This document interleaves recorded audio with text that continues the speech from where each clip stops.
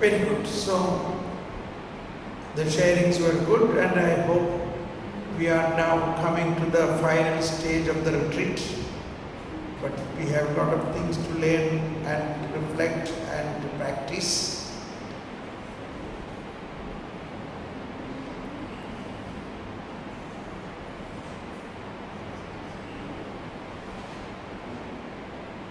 From the point of faith,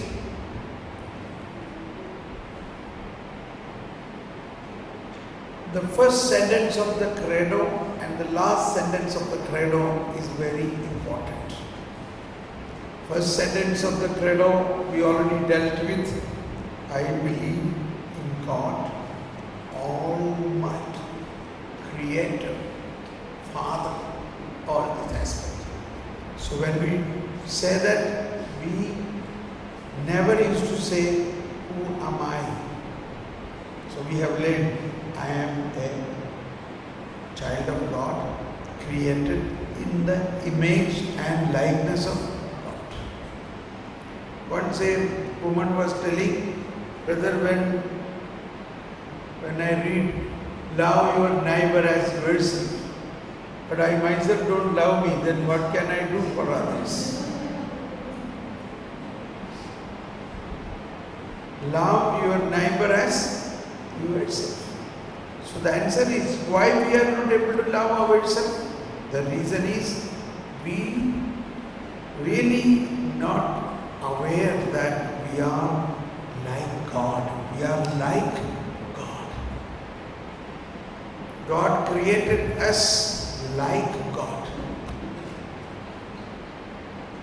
Once a boy came to me, he said he had a lot of depression.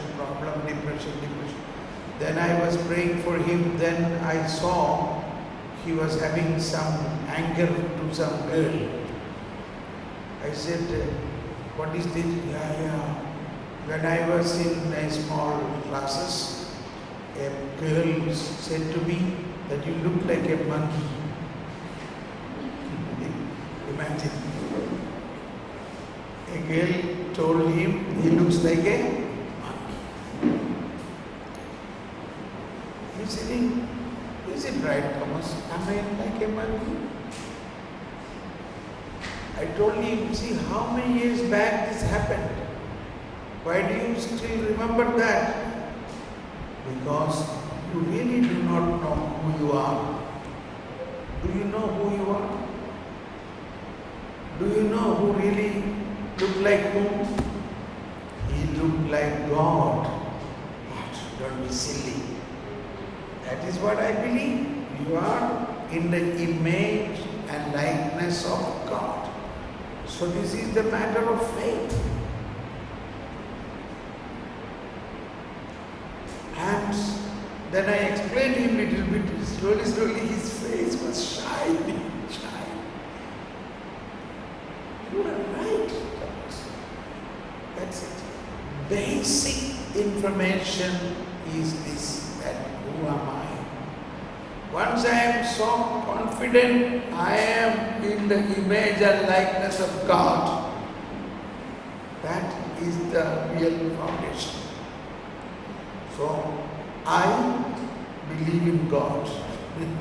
We hear a lot about God, but we also hear a lot about who am I? Another aspect of the faith is, what is the last sentence of the credo, which says, I believe in resurrection of the dead and life everlasting. So that is something we have to learn now. So all other aspect of the credo, that Jesus came, Jesus died, He is risen, all these things, now we have no doubt about it, because there are eyewitnesses for that. There are people who saw, or people who met the risen Lord. But what is more difficult to believe is how I will resurrect. Because you have not seen that. how Jesus will come again. And when Jesus come again, what will happen the situation. So I was telling at the beginning, there are 8 points in this area. First is resurrection of the dead. Second is, death means what? Many are afraid to die. Actually that is foolishness. Everyone who is born will die. Why should we be afraid to die? So we must know what is death. Today you will love to die when I finish my talk on death. Then what happened at the moment of death? That is the particular judgment. There is a particular judgment which happens immediately or at the very time of death. And then, how many points over? 3. Then heaven. What is heaven? What is purgatory? That is what many people are worried about.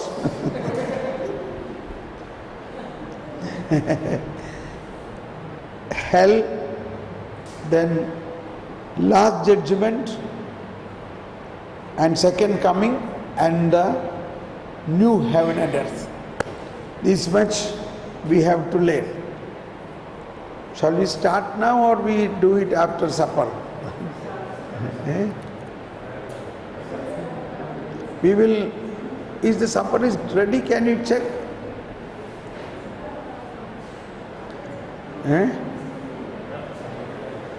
Today after supper you have to come quickly, okay? Then we have a little strong session. It will be interesting, it will not be so boring. Let's see, because it is about, not yet, okay. So maybe we start with, because the theme I don't want to. Now, already we spoke a lot about the resurrection of Jesus. Now, all of us will rise up on the last day. Do you have any doubt about it? But at the same time, many people do not know what and how we will resurrect. One reason is, many people believe in several other things. Some people say it is like reincarnation. Particularly we are in an Indian context, so many other religions strongly believe in reincarnation. Lot of Europeans, sorry, those Europeans who hear me, and Americans come to India and go to many ashrams here.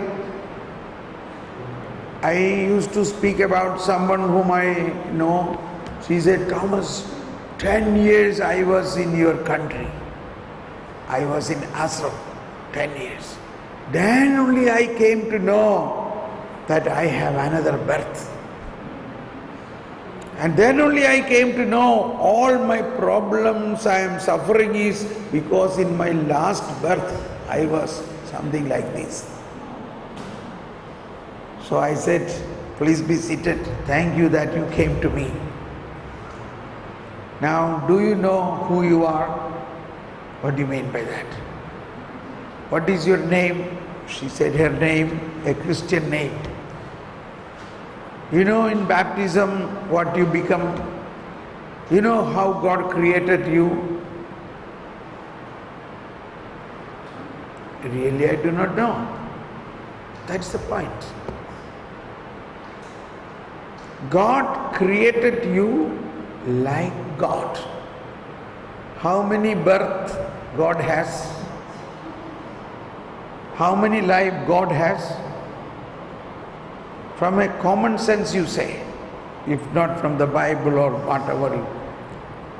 God never die. God's life is never ending. Do you really believe that? Yes. Then you must believe God has created you like Him.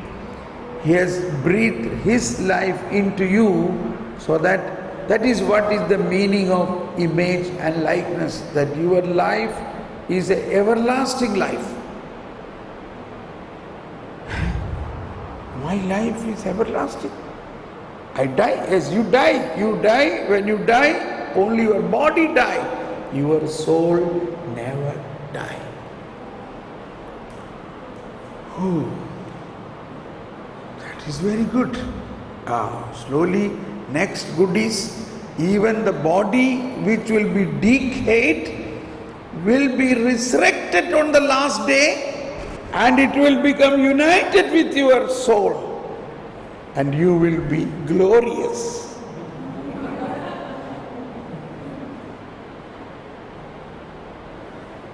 Thomas Paul. This I think I heard in a childhood time somewhere from the catechism and all. That's it.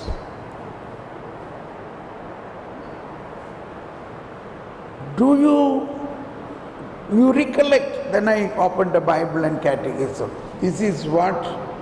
You are a baptized child of God. The seal in your baptism can never go. Any number of years you are in a ashram. It cannot go away. You are still a child of God.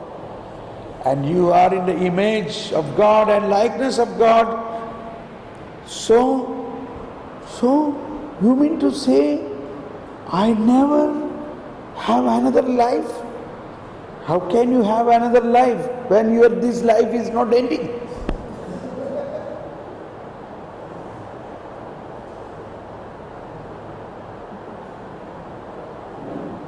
That means all these 10 years in the ashram, what I heard is wrong. You judge yourself. So what about Hindus? Whether Hindu or Buddhist or anybody, they are all created in the image of God.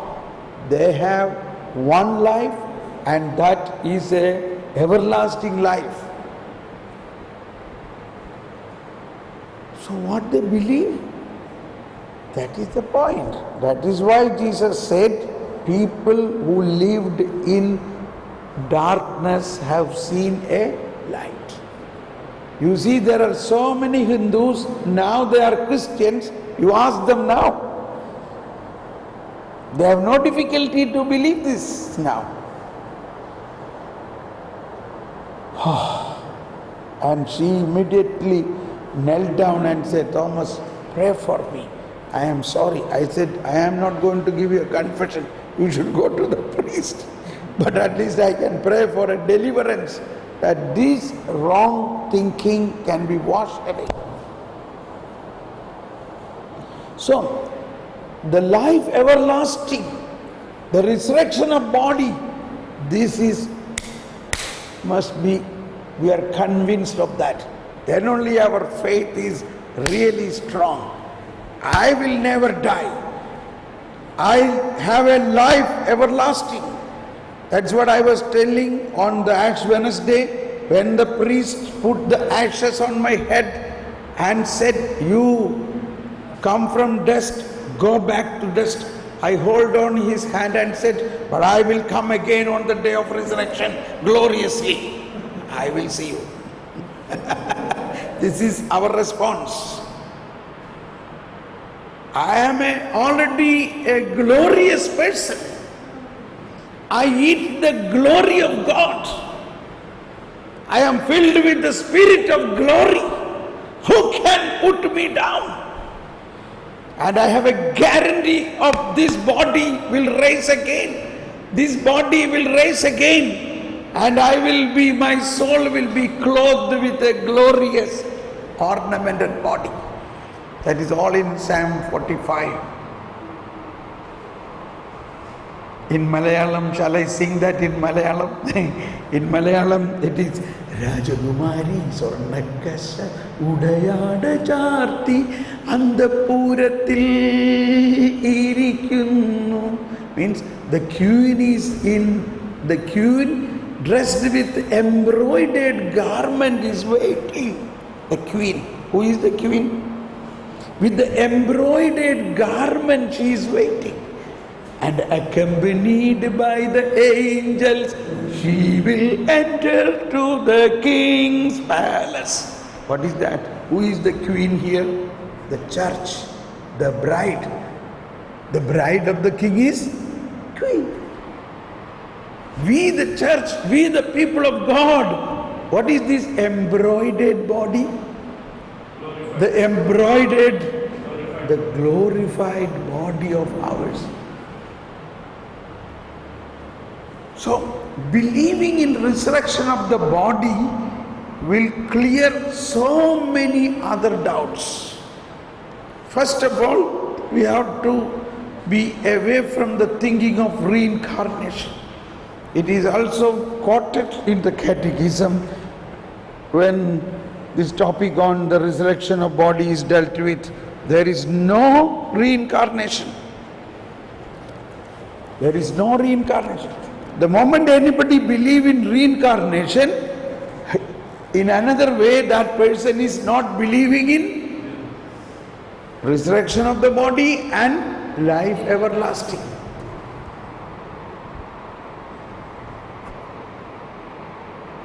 We must believe and we must be able to speak to others this truth of our faith. Okay. I want to say something. Another situation. Once a woman told me her husband became Buddhist. So she said, I want a divorce. I want an annulment of the marriage. I said, annulment of the marriage is not because of the present situation that your husband become Buddhist. Even with a Buddhist husband you can live. Annulment is if the marriage took place not in a right manner, then that marriage is invalid. That is actually not taken place. No, I don't want to know anything. I cannot live with this man. He is a Buddhist now. And he is going tomorrow to Thailand to the Buddhist monastery. I gave my telephone number to her. You tell him to talk to me. Oh, no. He don't want to talk to any Christians. Because he say, I am not a Christian. I have nothing to do with Christ. He says, I have nothing to do with Christ. I have nothing to do with priest. I have nothing to do with Christian. I am a Buddhist. Anyway, I will pray for him. You give this telephone number to him and tell him to call me. Okay, I will tell him, but I am sure.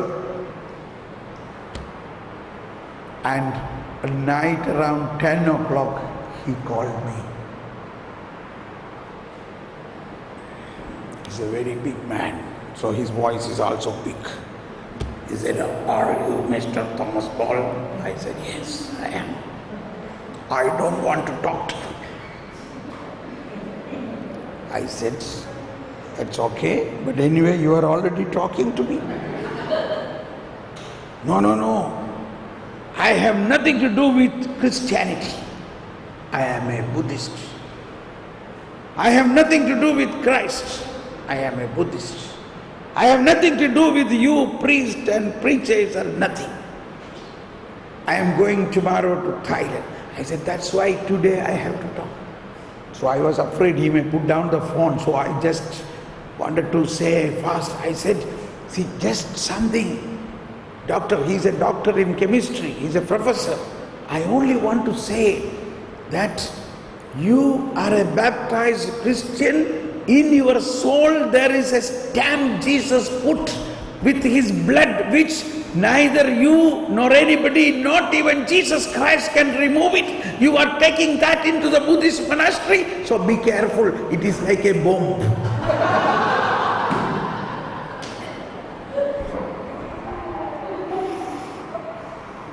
In one breath, I said, before he put the phone down. You understand? I said, there is a stamp put on your soul with the blood of Christ, which even Christ cannot remove. You heard yesterday what God said to Abraham, I swear. This swearing, that is good to refer to that teaching from Hebrews, in Hebrews chapter 6, 17. Hebrews chapter 6, 17 to 19 says, Hebrews chapter 6, 17 to 19 says, so when God wanted to give the heirs of his promise an even clearer demonstration of the immutability of his purpose, he intervened with an oath. So one is promise God made to Abraham. Second is to make the immutability, the irrevocability of that promise. He stamped with an oath. He swore to Abraham.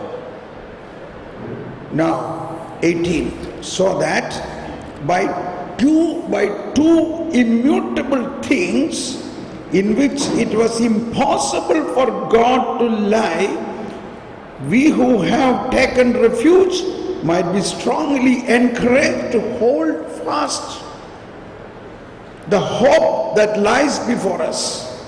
This we have as an anchor of the soul, sure and firm. So, it is not only faith, a swearing. God has sworn to Abraham. Can God go back from his swearing? That's why we always say, he is faithful, he is faithful. Even if we are not faithful, he is faithful. Even if we are not faithful, God is faithful. God is faithful to accomplish what he promised and what he swore. If you hold fast on this swearing, you have anchored your soul. Anchor means, the ships reaches the dock here. What is the first thing they do? Anchor.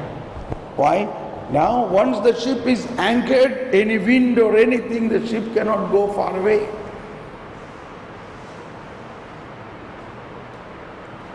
Is your soul is anchored?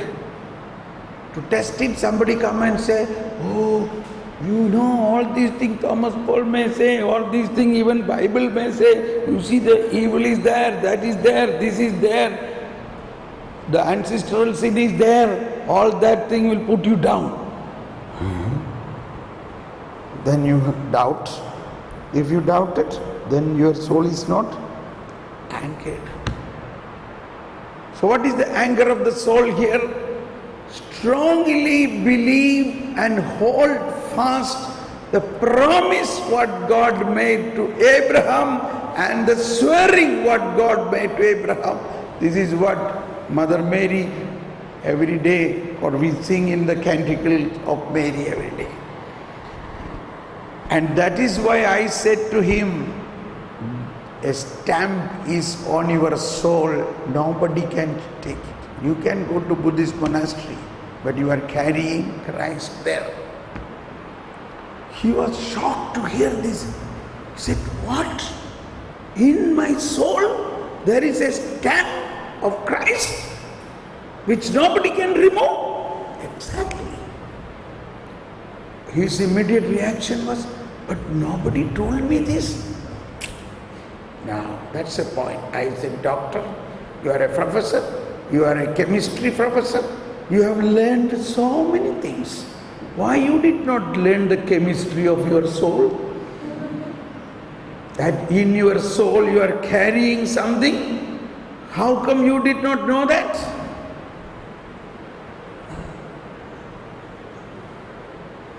That is my fault. Thank you. I want to know that. Yes, but Thomas, today I have no time. I have to go. But I come back in 3 months. I will come to you. I want to learn about it. All right. Good night. And after 3 months exactly, as soon as he landed in the airport, first thing was he called me. From that we know with what situation he was sitting in the Buddhist monastery.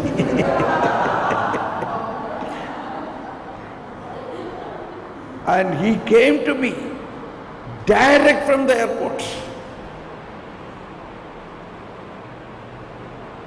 And then I led him for a conference like this, a 5 days conference. Then he realized, he said, my goodness, nobody taught us all these things. And he renewed himself, he confessed, he renewed his baptism, and he began his normal life. So,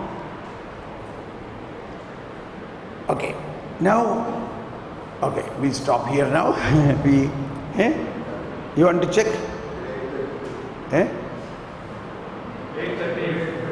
No, you check, because we are all diabetics. I will start shivering when the time become late, So my insulin bottle I am carrying. It's come. So we better eat and quickly we come in, okay, anyway, at 8:45 you reach here. 8:45, then we quickly start. So everybody come. These are very important topics. So don't miss this, please. Thank you.